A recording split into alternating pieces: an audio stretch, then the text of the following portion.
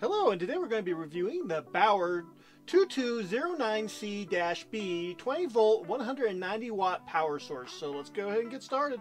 Okay, starting off at the front of the tool, we have the 120 volt outlet.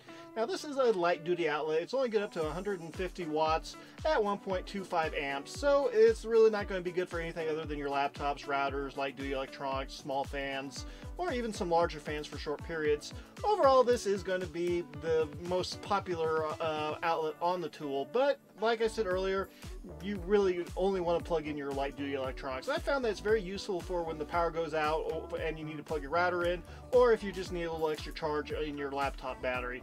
So that's pretty much the only thing I use it for. I do hook up rotary tools like Dremels to it occasionally, but not very often. So yeah.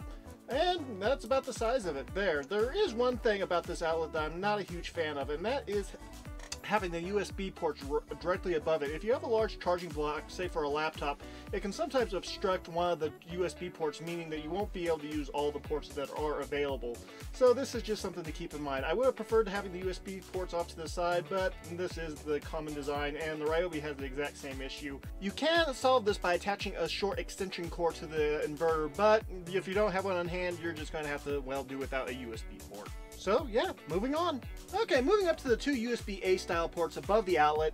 They are, well, they're fairly decent. The overall build quality of the port seems to be decent. I didn't have any issues inserting the cables, and I didn't have any issues taking the cables out, and it all seemed solid enough.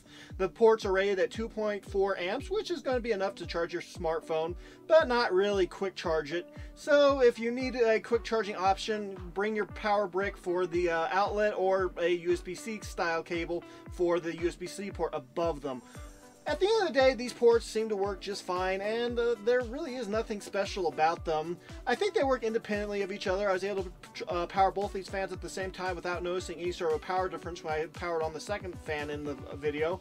So I think they work independently, although I could be wrong on that. I don't have a proper way of testing this. So yeah, just take that with a grain of salt. And about the only other thing I would change would be to move the USB ports over to the side of the tool so it wouldn't interfere with the AC outlet. But as long as you are aware of what you're going to be plugging into it, you shouldn't run into any issues. So yeah, with that being said, let's move on. Okay, moving upward, we have the USB-C port. Now, the USB-C port on this particular device actually is a fairly nice port. I didn't have any issues plugging in the cable regardless of what direction it was facing or if it was up or down. And, well, quite frankly, it does provide up to 30 watts of power, which is a pretty good, nice little power delivery system, considering that if you want to find something similar to this on a Ryobi tool, you're going to have to pay double the price. Now, this is limited at 30 watts, so unfortunately, my 40-watt laptop that requires USB-C was not able to charge off of it. So I'm a little disappointed there, but to be fair, it did state that on the website, so there's no ugly surprises as far as I'm concerned. So as far as I'm concerned, this gets a pass with flying colors. Okay, let's talk about the body of this particular tool. Overall, this is definitely a bulky inverter. Now, when you compare it against a Ryobi inverter for their power tool batteries, the Ryobi is definitely a much smaller, more compact package. But then again, this is going to have a little bit more when it comes to the feature set, namely that USB-C port, which is a very nice addition. So when it comes to this particular tool's body, I do like the rubberized texture. I think that's going to help protect it against falls or knocks against solid objects.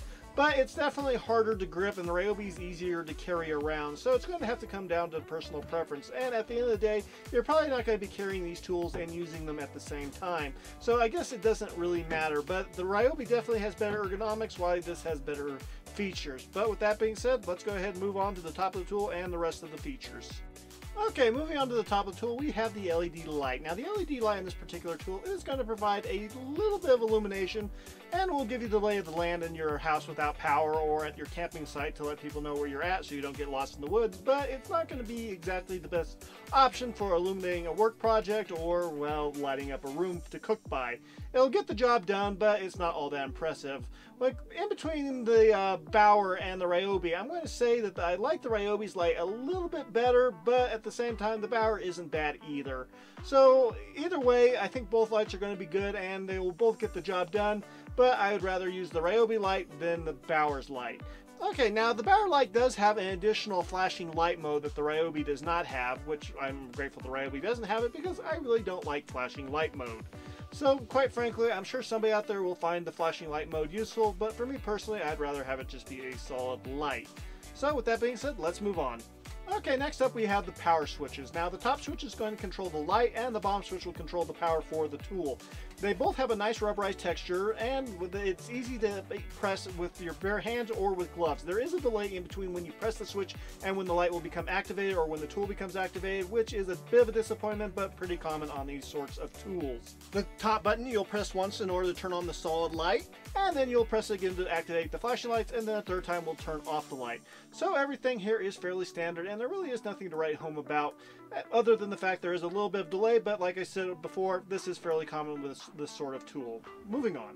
Okay, since I don't have a Bauer battery, I can't test the weight with a battery, but the tool by itself weighs 304 grams, which is about 0.7 pounds. Okay, let's go through the pros and cons. And the first pro is, well, the price. Overall, this is a very affordable battery inverter costing about $50, and sometimes it will go on sale down to $30. So if you're looking for a battery inverter and you don't mind adapting batteries over, this isn't a bad way to go considering the price. 20 volt. Overall, 20 volt means that you'll be able to use your Bauer 20 volt batteries with it or adapt batteries over from other brands via third-party adapter like I did in this video.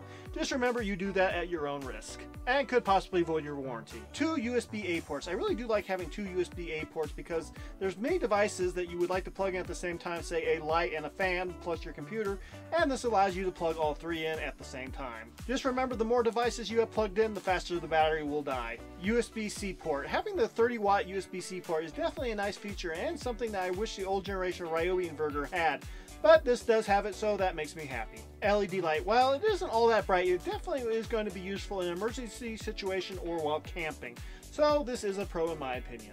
Power delay. When you turn on the tool, there's a little bit of delay, and sometimes this can be a little misconcerting, making you think that, well, you didn't press the switch hard enough and the tool didn't turn on, and then when you press again to turn on the tool, well, you just powered off the tool. So the delay is rather annoying, but this is fairly common, so I can't really hold it against this tool. It's just kind of meh.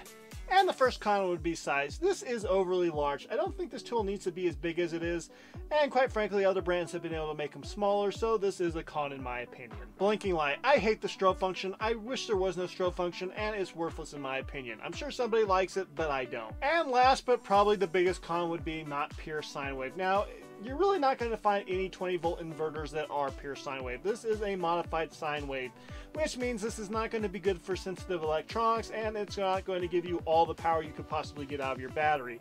But like I said before, you're not going to find a 20 volt or 18 volt power inverter that is pure sine wave. I've looked, haven't been able to find one. Moving on. Okay, that is it for the pros and cons. Final thoughts on this inverter. Overall, this little inverter is actually a really good bargain considering the price point, coming in at around $50 and sometimes even lower at $30. This is an excellent little tool considering the price point. Is it perfect? No. I really wish it was a pure sine wave inverter, but like I said earlier, you're not going to be able to find that. And it does have some features that the Ryobi doesn't have, such as the USB-C style port charging at 30 watts. Now, the newest generation of Ryobi has that, but that's also double the price of this particular tool. So this is, like I said before, an excellent value. It's not completely perfect. The delay in between when you press the button and when the tool powers on is annoying. But at the same time, I have to say I'm fairly happy with its performance, and it does come recommended. And that is it for this particular video. This kind of video is particularly a pain to shoot because there really is no way to get B-roll that isn't completely boring. So thanks for sticking with me, and we'll see you next time. God bless.